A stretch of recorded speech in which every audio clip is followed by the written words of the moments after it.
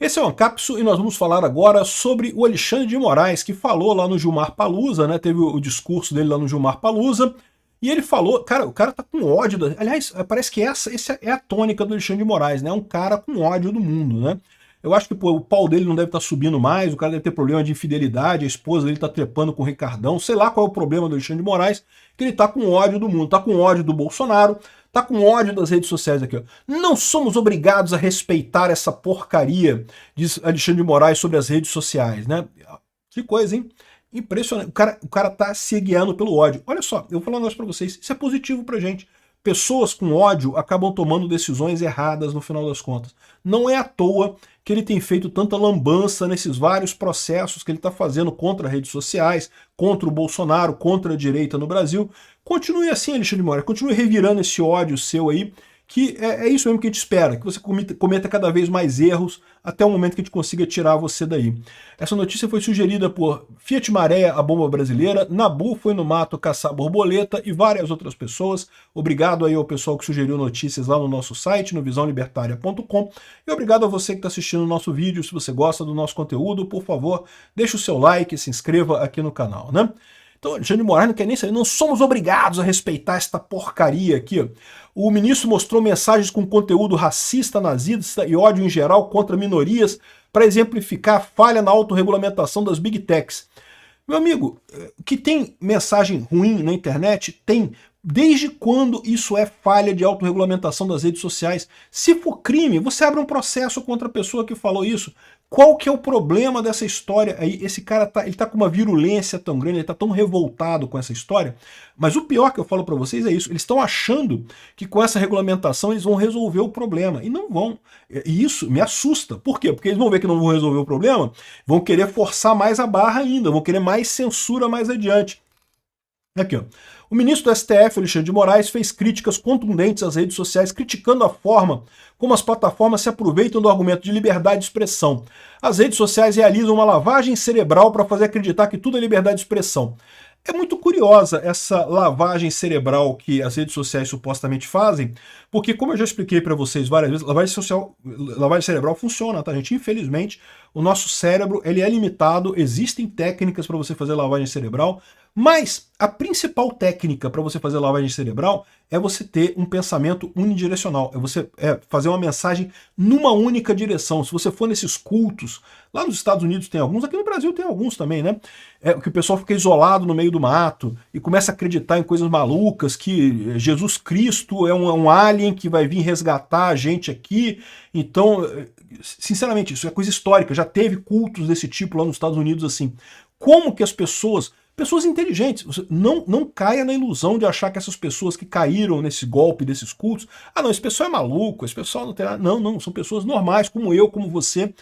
A questão é, esse pessoal foi nesse culto e você começa a viver uma vida em que a única mensagem que você tem, quando você está isolado no meio do mato, não tem nada, você trabalha na roça, tem contato com as outras pessoas, mas a única mensagem que tem ali é essa. E, cara, nossa cabeça acaba caindo nesse negócio.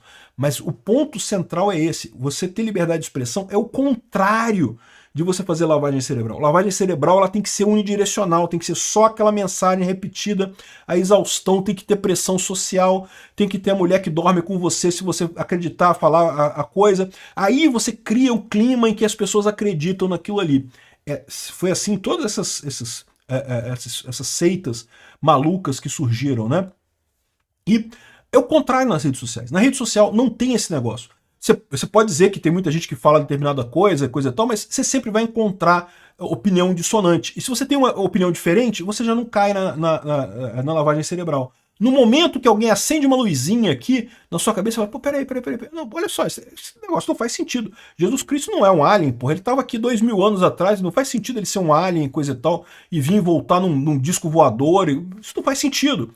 Então, no final das contas, essa é a situação. Ou seja, a visão do Alexandre de Moraes está errada com relação às redes sociais, com relação a essa lavagem cerebral. Ao contrário, liberdade de expressão é muito importante, mesmo para mensagens ruins. Essa é a beleza da coisa. Você ter mensagens ruins, você permite a discussão desse tema com as pessoas, você consegue convencer as pessoas do contrário. Se você proíbe a discussão, se você cala as vozes dissonantes, aí você não tem discussão, aí você acaba realmente num ambiente em que você não consegue mudar a ideia das pessoas, né? Ao longo da fala, Moraes mostrou mensagens com conteúdo racista, nazista e ódio em geral.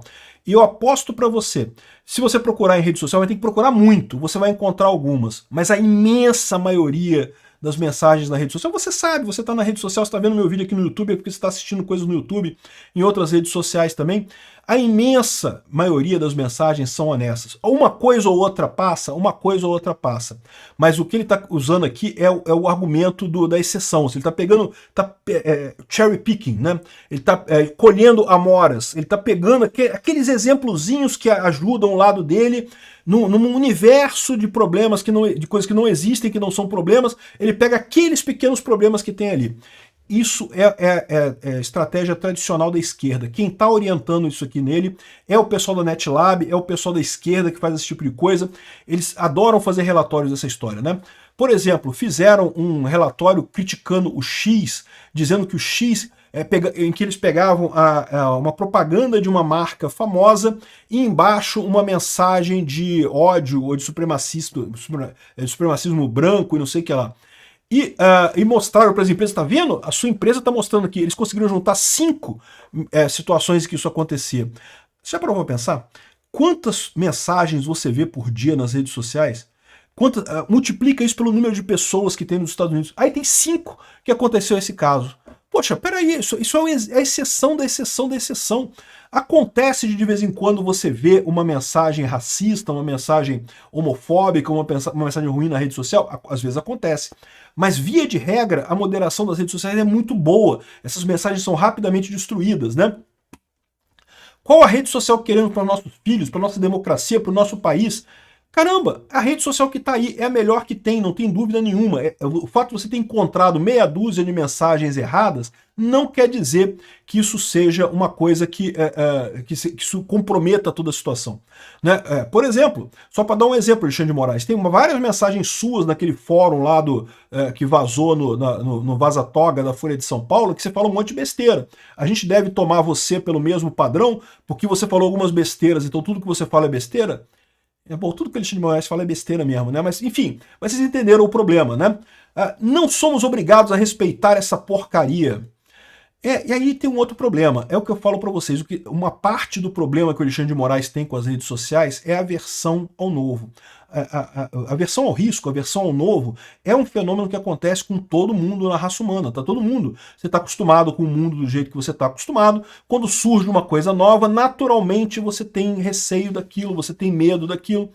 E porque é muito difícil para o ser humano avaliar riscos, a gente faz isso de forma muito ruim. E a menos que você faça isso tecnicamente, né, pelo instinto seu, é muito ruim. Você tende a ver as coisas novas como muito mais arriscadas do que realmente são. Eu acredito que isso que é o problema do Alexandre de Moraes. Ele está encarando esse mundo novo que são as redes sociais.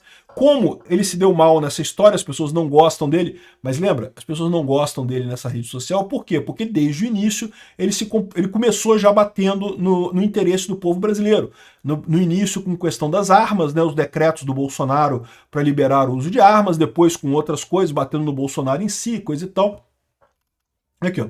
Ele ressaltou que o modelo de autorregulamentação das plataformas falhou, deixando escapar conteúdos de ódio. Mas, cara, não tem jeito, bicho. Tem conteúdo de ódio no telefone também. Pessoas ligam para outras e falam coisas odiosas pelo telefone também. Não existe filtro perfeito, mesmo que você queira. Eu sou a favor da liberdade de expressão absoluta. Eu acho que as pessoas têm o direito de falar até besteiras. Mas dizer que as redes sociais não fazem um filtro bom é uma ilusão. Esse cara está fazendo cherry picking, ele está escolhendo os argumentos para tentar desmerecer as redes sociais para favorecer o lado dele, né? Ele associou 8 de janeiro à falta de regulamentação das redes sociais. Que loucura é essa? O pessoal combinou a coisa via grupos de Telegram, grupo de WhatsApp. O que a rede social tem a ver com isso? Ninguém fez a convocação no Facebook ou no YouTube ou em redes assim. Que lógica tem essa, cara? E se não tivessem esse tipo de coisa, teriam combinado por telefone, meu amigo. Comunicar, ser humano se comunica de um jeito ou de outro. Teriam comunicado via SMS, teriam feito BBS, lembra de BBS, né? Teriam feito IRC. Cara, se for para usar a tecnologia, tem milhares de coisas, não precisa ser rede social. A rede social é o que é mais conveniente para o pessoal, que o pessoal está usando, que o pessoal está acostumado a usar. Mas você querer culpar eles por isso é um erro, né? O que levou à manifestação do 8 de janeiro, eu já falei para vocês, falta de polícia. Se tivesse havido toda a manifestação, mas a Polícia Federal, a Polícia Militar do Distrito Federal e a polícia lá do Palácio Planalto tivesse feito o papel deles, se o Dino tivesse colocado a Guarda Nacional lá, a Força de Segurança Nacional na rua, não teria acontecido nada. Teria havido protesto, o pessoal teria protestado, é direito, protesto faz parte, e não teria acontecido nada, né? Aqui, ó. Dino classifica a internet como espaço de extermínio e ataque à política. O outro ponto que esse pessoal se machuca tanto com a rede social. Antigamente, essas pessoas falavam as maiores barbaridades do mundo e ninguém respondia. Por quê? Porque você não tinha um caminho de resposta, né? Eles falavam usando o Globo, Folha de São Paulo, o UOL, e não sei que. Não, o UOL já é moderno, né? Mas eles falavam usando revistas de jornais e redes de televisão. O cidadão comum não tem como falar de volta para eles, né? Eles não têm um contato para você ligar pro ministro Supremo e falar alguma coisa. E se alguém falar, não vai fazer diferença, né? Com a rede social, eles têm esse retorno. Eles conseguem, não só eles falam, mas o povo fala também. E aí esse pessoal acha que é um ataque à política. É porque a política tem exagerado, tem feito merda pra caramba. Os políticos são uns merda aqui no Brasil, cambada de político bosta, né?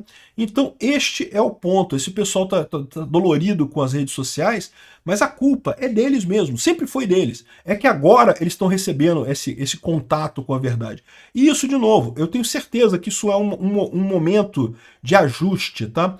Fatalmente, esses políticos vão perceber o poder das redes sociais. Esse negócio de brigar com as redes sociais é basicamente um suicídio político desse pessoal. Você pode entender que ministro do STF não é político, não precisa se preocupar com isso, mas eu não sei não, do jeito que eles estão brigando tanto com isso, eles estão basicamente convocando as pessoas a elegerem senadores para tirar o Flávio Dino e o Alexandre de Moraes, que são os dois piores nessa história, né? Por outro lado, o André Mendonça fez um discurso excelente, foi super aplaudido por lá, falando que o STF vive um momento de descrédito, deveria garantir o processo legal, não se tornar um tribunal que julga crimes, e eu concordo, o STF deveria já há muito tempo abandonar qualquer jurisdição primária. O que acontece, né? O STF deveria ser só um tribunal de recurso.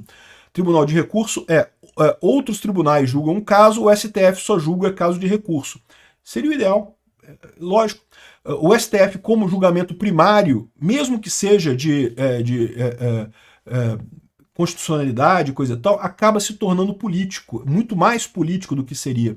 Então, eu acho que essa ideia do André Mendonça de tornar o STF um tribunal exclusivamente recursal é ótimo. Bota até ação de ADI, a declaratória de inconstitucionalidade, que hoje é originária no STF, bota no STJ. E aí o STF vira o grau de recurso, o último recurso no final das contas. Tem que ser isso. Tem que acabar com o STF como tribunal originário das coisas, né? Bom, outra curiosidade, durante a transmissão do Gilmar Palusa, o YouTube derrubou a live dele. Por direitos autorais, né? Hoje não somos obrigados a respeitar essa porcaria do YouTube. A YouTube foi lá e derrubou a live do Alexandre de Moraes, né? Derrubou a live do Gilmar Palusa. Mas não foi isso não, tá? É porque eles botaram, durante o intervalo, eles botaram musiquinha pra tocar lá no negócio, né? Só que, porra, não pode, né? O YouTube, você sabe, o YouTube tem problema de direitos autorais. Aliás, tá seguindo a lei, né? A lei proíbe que o YouTube, a questão de direito autoral é muito forte nesse caso, né? Se tem uma coisa que derruba vídeo, que derruba live no YouTube, é direito autoral, é botar música conhecida, botar alguma coisa assim. Né? Eu ia sugerir para o Gilmar Palusa fazer umas músicas em inteligência artificial e botar lá, que aí não tem problema, a música em inteligência artificial não cai por copyright no YouTube, né? Mas eu não sei se eles iam gostar dessa ideia não, né? Obrigado por assistir o vídeo até o final. Além de curtir, compartilhar e se inscrever no canal, considere se tornar patrocinador com valores a partir de R$ 1,99. Clique no botão Seja Membro abaixo para saber as condições e vantagens de patrocinar o canal. Mais informações sobre o nosso projeto, visite nossos sites indicados na tela.